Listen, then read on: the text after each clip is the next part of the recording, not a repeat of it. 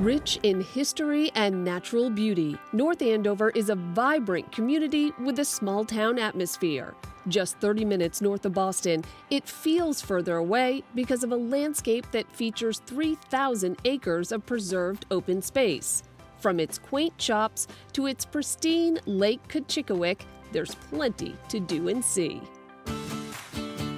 Smolak Farms has been a mainstay in North Andover for 300 years. This family-friendly You Pick farm is bustling with orchards and activities all year round. Fall is their busiest season with hay rides, a petting zoo, 2 pumpkin patches, including one for the little ones, and of course, apples. We have 30 acres of orchard here for You Pick. We've got all kinds of apples. We've got 60 varieties. Michael Smolak owns the farm, which has been in his family for 90 years. We are standing in our antique apple orchard, and there are 20 varieties of antique apples here that are not commonly grown. And what I have here is something called a sheep's nose. Anybody who knows a sheep can clearly see it looks just like a sheep's nose. After picking apples, visitors can head over to Smolak's farm stand. There you can enjoy fresh farm-made lunches and yummy treats like pies, tea breads, fudge, candy apples, and their popular apple cider donuts. I can't even tell you how many hundreds of thousands of those that we sell in the course of the year. We started the bakery in 1985. My sister's recipes were for the pies. You might say a visit to Smolak Farms is a rite of passage in North Andover. Not a day goes by without somebody saying that all my childhood memories are centered around here. I have photographs from the farm when we were kids, where my children were kids, where my grandchildren were kids. So I'd say it's extremely significant. Down the road from Smolak is the charming Stevens Coolidge Place. This lavish home and gardens set on 91 acres is a wonderful place to travel back in time. The historic landmark was originally owned by the Stevens family, one of the founding families of North Andover.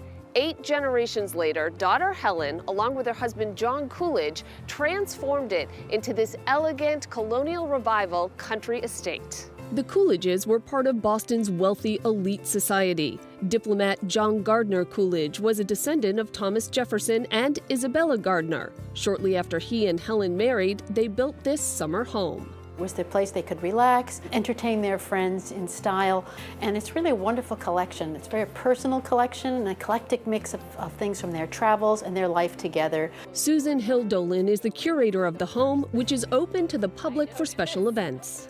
So which room is this? This was the library, which has a wonderful collection of Boston Federal furniture, as well as Chinese ceramics.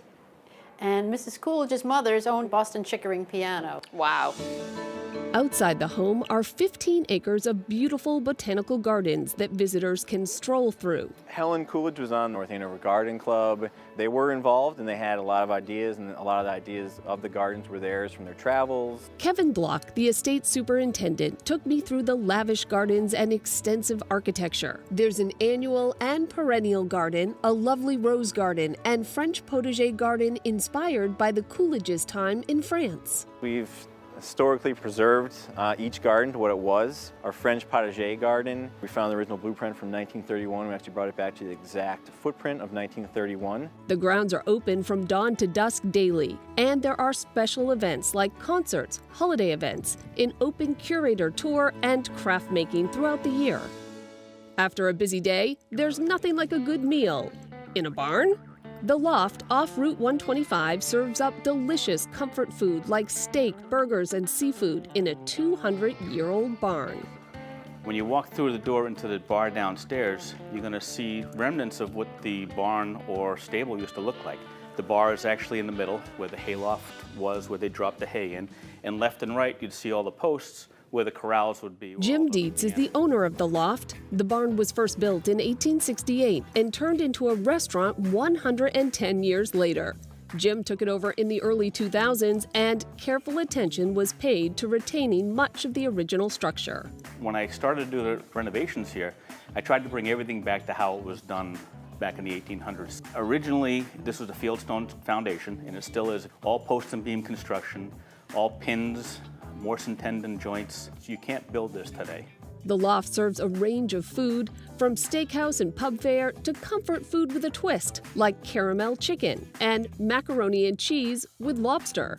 This building is kind of a landmark. The people in town love coming here. You know, you come in, you're going to get welcomed, there's going to be friendly people here. It's going to be a great experience for you, and people use the restaurant as they would their own dining room table at home.